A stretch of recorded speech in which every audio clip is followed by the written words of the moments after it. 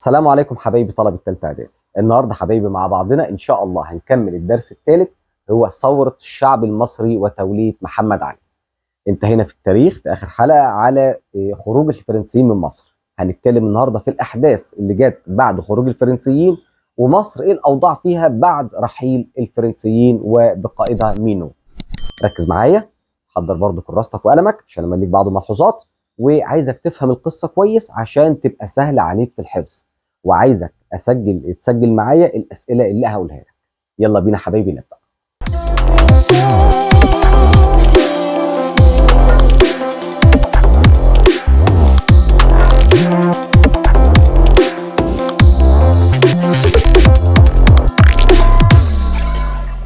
محمد علي باشا، عايز احكيها لك بالظبط قبل ما اخش في الدرس.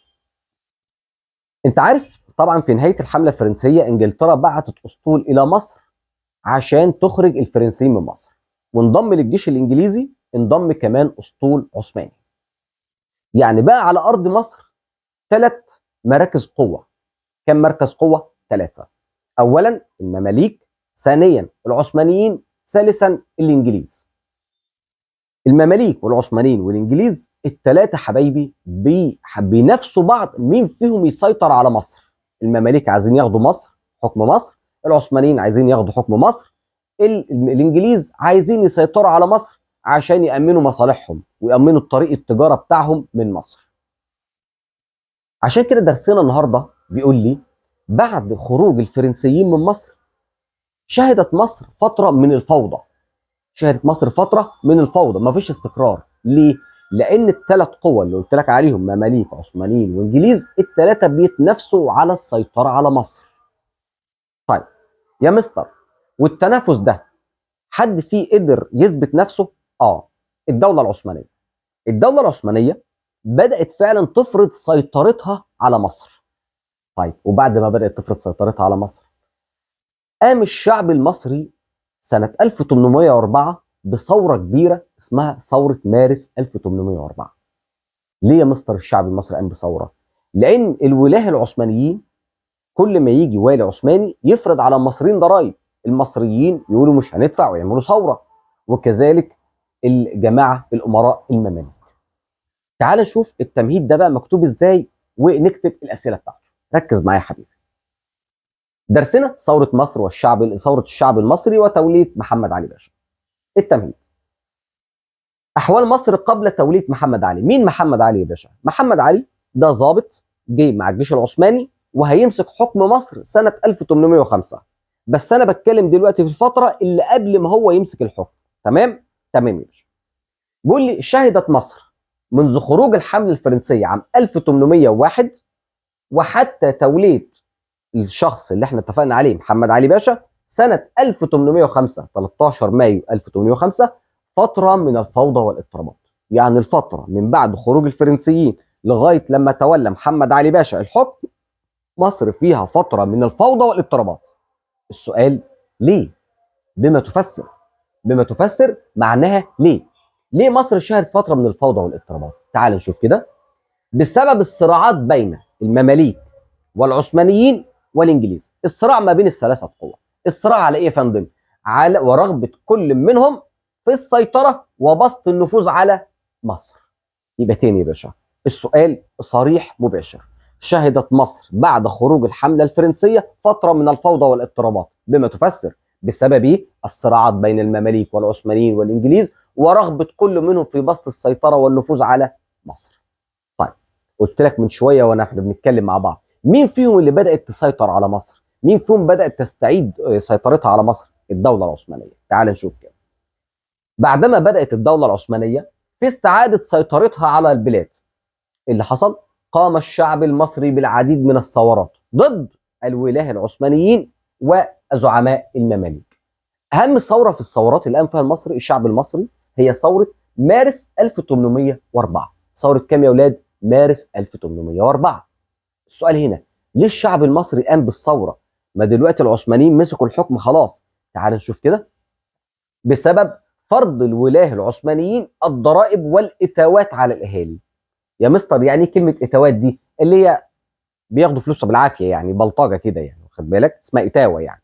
يبقى تاني يا باشا، ليه الشعب المصري قام بثوره مارس 1804؟ بسبب فرض الولايه العثمانيين الضرائب والاتاوات على الاهالي. طيب قبل ما اطلع من الجزئيه دي، عايز اسالك الاسئله بتاعتها. اول سؤال، وعايزك تركز معايا عشان انت اللي تجاوب.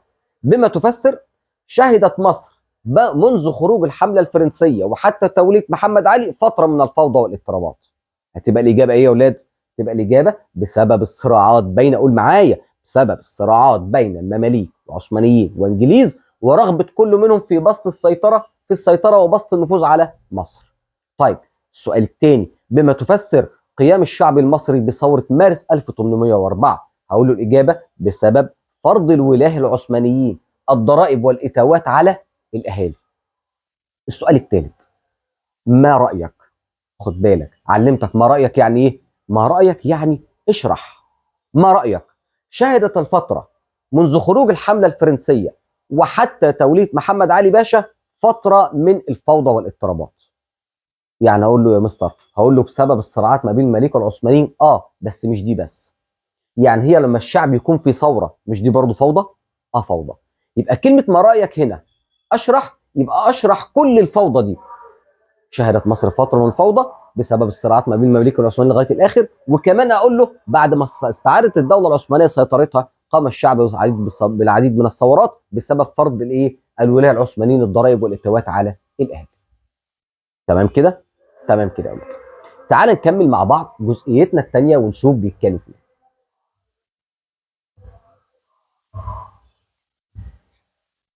ركز معايا. في الوقت ده بدأت تظهر في أرض مصر ضابط مش مصري اسمه محمد علي باشا. محمد علي باشا كان راجل قائد جيش أو فرقة من فرق الأتراك.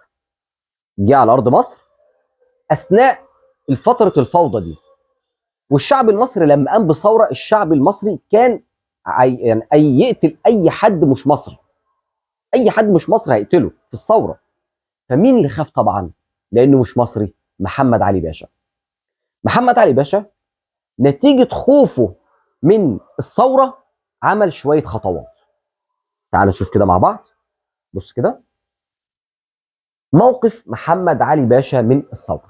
ايه موقف محمد علي باشا من الثوره؟ تعال نشوف كده. خشي ان تصيب الثوره جنوده. الراجل اجنبي وجنوده اجانب، فطبعا المصريين هيقتلوا اي حد اجنبي، فهو خايف على جنوده. فهو خايف على ايه؟ جنوده. يبقى ايه موقف محمد علي من الثوره؟ ان محمد علي خشي ان تصيب الثوره جنوده. طيب سؤال بعد كده، ما النتائج؟ ما النتائج علمت لك يعني ايه اللي حصل.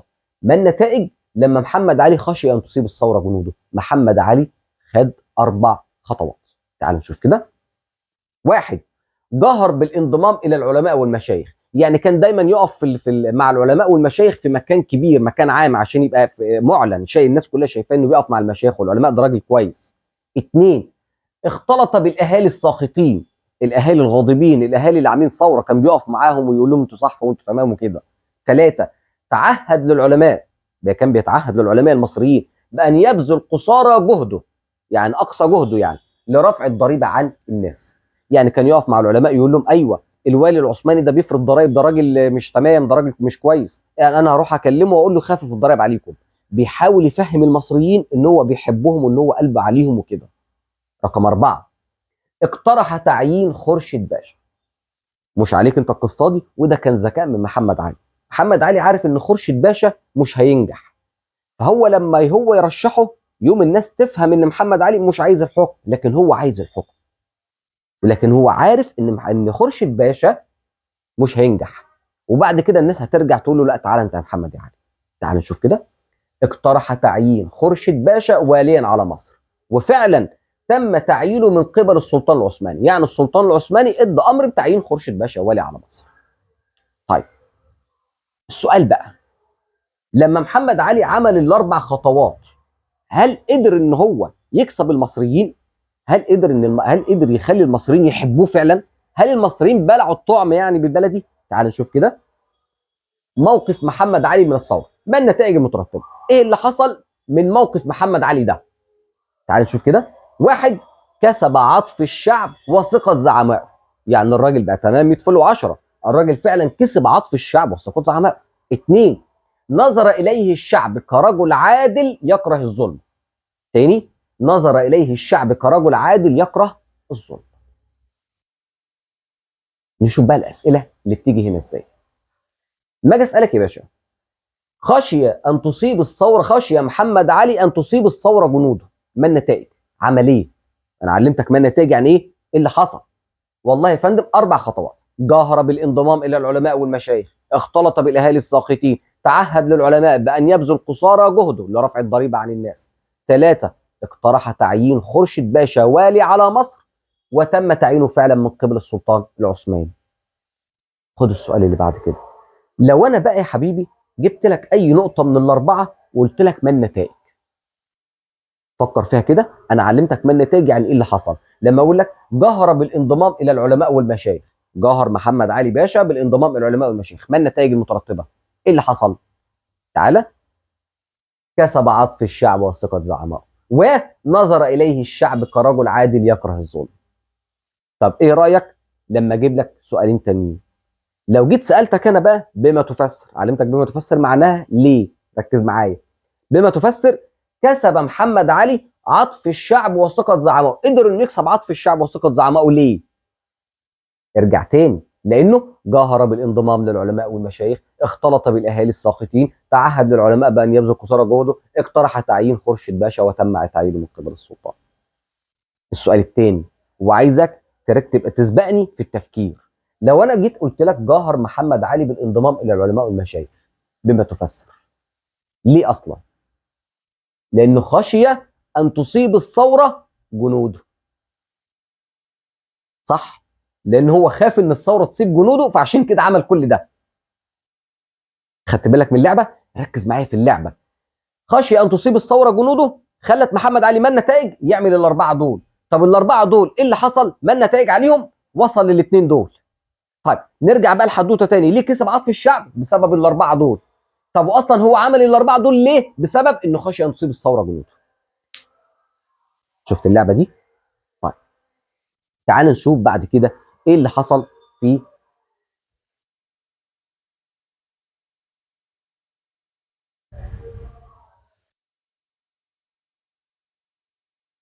دور زعماء الشعب المصري في توليه محمد علي حكم مصر. اوصلها لك انا بطريقتي قبل ما نتكلم هنا على شرحها. زعماء الشعب عملوا اللي محمد علي باشا اصلا كان بيجهز له. ايه بقى اللي هم عملوه؟ اجتمعوا في مكان اسمه دار المحكمه. اسمه يا حبايبي دار المحكمه او بيت القاضي، ما علينا. اجتمعوا في المكان العلماء ونقباء الطوائف، واخدوا قرار. اخدوا قرار بايه؟ اولا عزل خورشيد باشا الوالي العثماني. خورشيد باشا اللي هو متعين والي هنعزله، ونعين مكانه مين؟ محمد علي باشا. بس هنا زعماء المماليك قالوا يا محمد يا علي احنا هنعينك حاكم على مصر. ماشي؟ قال ماشي. قالوا له بس في شرط او في شرطين. اول شرط انك تحكم بالعدل يا محمد يا علي. الشرط الثاني ان سعادتك ما تاخدش امر الا بمشورتنا احنا. يعني ما تحاربش، ما تعملش اي حاجه في البلد الا ما تاخد مشوره زعماء الشعب وعلماء الشعب. موافق يا محمد يا علي؟ قال لهم اه موافق. تعال نشوف كده مكتوبه ازاي. تعال معايا. في 13 مايو 1805، وخد بالك من التاريخ ده عشان مهم جدا. 13 مايو 1805 ايه اللي حصل يا فندم؟ قال لي اجتمع زعماء الشعب من العلماء ونقباء الطوائف. نقباء الطوائف اللي هم كبار الطوائف، طوائف اللي هي الحرف يعني. اجتمع زعماء الشعب من العلماء ونقباء الطوائف. اجتمعوا فين؟ قال لي اجتمعوا في دار المحكمه، او لها اسم تاني بيت القاضي. يبقى تاني اجتمعوا فين؟ اسمعها منك ها. دار المحكمه او بيت القاضي. طب ما النتائج على الاجتماع ده؟ قرروا حاجتين. قرروا واحد عزل خورشيد باشا الوالي العثماني. قرروا عزل ايه؟ خورشيد باشا الوالي العثماني. اتنين، تعيين محمد علي بدلا منه. بس شوف الشرط بقى ازاي. واخذوا عليه العهود والمواثيق. يعني اخذوا عليه عهد وميثاق بايه يا باشا؟ ان يحكم بالعدل. ده اول حاجه. والا يصدر امرا الا بمشورته. يعني ما تاخدش اي قرار الا ما تشورنا في القرار ده. يبقى تاني يا باشا، في 13 مايو 1805 قول معايا كده بعد اذنك. اجتمع زعماء الشعب من العلماء ونقباء الطوائف. اجتمعوا فين؟ اجتمعوا في دار المحكمة أو بيت القاضي. ما النتائج المترتبة على الكلام ده؟ قال لي قرروا عزل خورشيد باشا الوالي العثماني. 2. تعيين محمد علي بدلا منه، وأخذوا عليه العهود والمواثيق بأن يحكم بالعدل. ده 1. 2. وألا يصدر أمرا إلا بمشورته. تمام؟ تمام. عايز أقول لك حاجة هنا بقى. الشعب المصري أخذ قرار إنه يعزل خورشيد باشا ويولي محمد علي مكانه. تمام؟ تمام. كل الكلام ده مش رسمي. يعني إيه مش رسمي؟ يعني لازم السلطان العثماني يصدر فرمان أو أمر منه إن هو فعلا يعزل خورشيد ويولي محمد علي عشان يبقى الكلام رسمي، مش كلام كده يعني إيه عشوائي يعني. تعال نشوف موقف السلطان إيه من قرار الشعب لما عرف إن الشعب مش عايز خورشيد وعايز محمد علي. تعال نشوف كده مع بعض.